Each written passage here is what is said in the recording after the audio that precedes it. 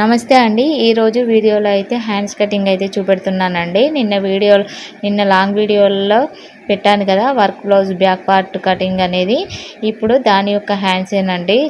ఇలా హ్యాండ్స్కు క్లాత్ అనేది తీసుకున్నానండి. ఇది వర్క్ బ్లౌజ్ పీసు చూస్తూ ఇలా హ్యాండ్స్కి అయితే కింద చిన్న కట్ వర్క్ అనేది వచ్చిందండి. నేను దీని కొరకే ఈ లైనింగ్ పీస్కి అయితే మనం పెడతాం కదా, హాఫ్ ఇంచ్ క్లాత్ అనేది, హాఫ్ ఇంచ్ ఖర్చు అనేది, ఆ ఖర్చుకైతే హాఫ్ ఇంచు క్లాత్ అనేది వదిలేసి ఇలా హ్యాండ్ని తీసుకొని, అది బ్లౌజ్ యొక్క హ్యాండ్ని తీసుకొని హ్యాండ్ లూజ్ కొలత పెట్టుకోవాలి. అలాగే హ్యాండ్ హైట్ అనేది కొలత ఖర్చుతో సహా పెట్టుకోవాలండి.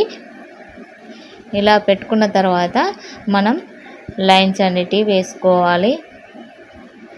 ఇలా హ్యాండ్స్ అనేది కటింగ్ చేస్తే ఎక్కడ ముడతలు అనేటివి రావండి. నేను కట్ చేసినట్టు కట్ చేయండి ఫ్రెండ్స్. ముడతలు అనేటివి ఎక్కడా కూడా రావు. ఇలా పైన హ్యాండ్ షేప్ కొరకైతే 2 ఇంచులు మార్క్ చేసుకోవాలి హ్యాండ్ షేప్ ఇవ్వడానికి. ఇది చిన్న సైజు బ్లౌజ్ కాబట్టి, అంటే నడుము చిన్న సైజు బ్లౌజ్ కాబట్టి 2.5 ఇంచులు అయితే నేను చంక లోతుగా అయితే మార్క్ చేసుకున్నానండి. ఇక్కడ ఒక లైన్ అనేది వేసుకుంటున్నాను.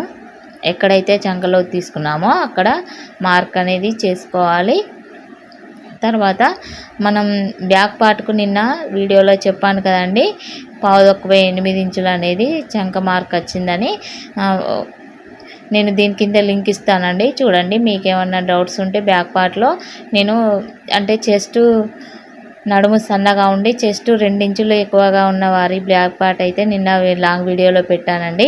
దీని కింద లింక్ ఇస్తానండి, చూడండి ఏ విధంగా కట్ చేసుకోవాలి. అంటే అలా ఉన్నప్పుడు చంక పొడవు అనేది ఎంత పెట్టుకోవాలనేది ఆ వీడియోలో చెప్పాను. అలాగే బ్యాక్ డాట్స్ అనేది ఏ విధంగా పెట్టుకోవాలనేది అయితే చెప్పానండి.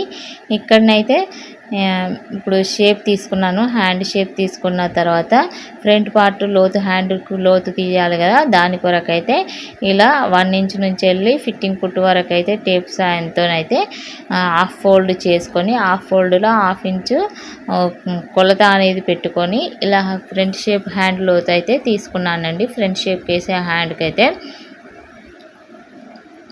ఫ్రంట్ పార్ట్కి వేసే హ్యాండ్కు అయితే లోతలా మార్క్ చేసుకున్నాను. తర్వాత ఇలా ఖర్చును కూడా డ్రా చేసుకుంటున్నాను. అంటే 2 ఇంచు అక్కడ బ్యాక్ పార్ట్లో పావుదొక్క 2 ఇంచుల ఖర్చు పెట్టాను కదా, ఇక్కడ కూడా అదే కొలత పెట్టుకొని అయితే ఖర్చు భాగం అనేది డ్రా చేసుకున్నానండి. ఇప్పుడు హ్యాండ్ షేప్ అనేది వచ్చింది కదా, దీన్ని మార్క్ ఎలా చేసుకున్నామో ఆ విధంగా కట్ చేసుకోవాలండి.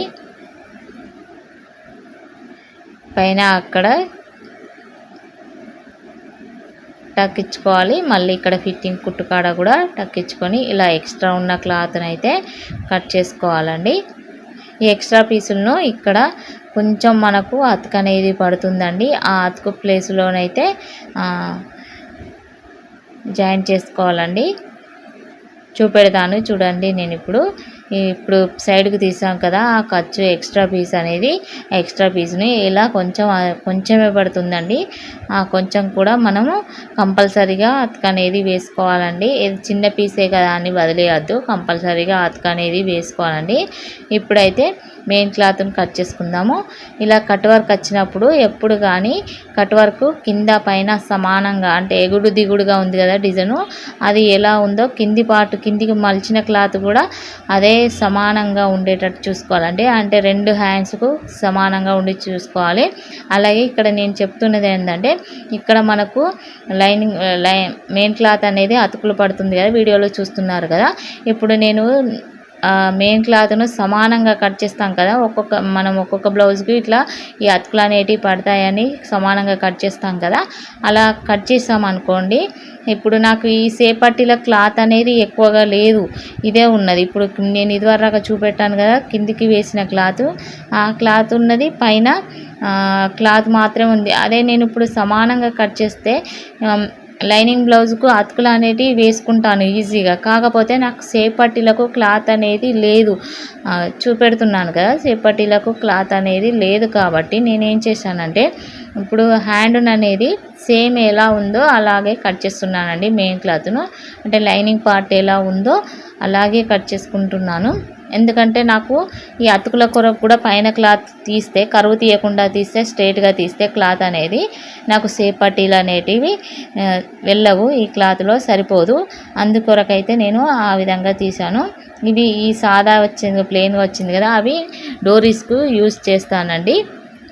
ఇప్పుడు చూసారా ఎంత ఖర్చు అంటే మెయిన్ క్లాత్ ఖర్చు అనేది కనబడుతుందో. దానికైతే ఇలా ఎక్స్ట్రా పీసులు చిన్నగానే అతుకుపడతాయి కాబట్టి ఇలా ఎక్స్ట్రా ఉన్న పీసులు అయితే ఇలా అతక అనేది వేసుకుంటానండి. ఇప్పుడు ఈ క్లాత్లో సేప్ పట్టీకి అయితే కట్ చేసుకుంటానండి. అందుకేనండి ఎప్పుడు కానీ మనం మెయిన్ క్లాత్ లైనింగ్ క్లాత్ కంటే లోపల ఎన్నైనా అతుకులు వేయచ్చు, కానీ కాకపోతే మెయిన్ క్లాత్ను కొంచెం చూసుకుంటూ కట్ చేయాలండి. ఎప్పుడు కానీ అన్నీ సరిపోయా లేవా అని చూసుకుంటూ కట్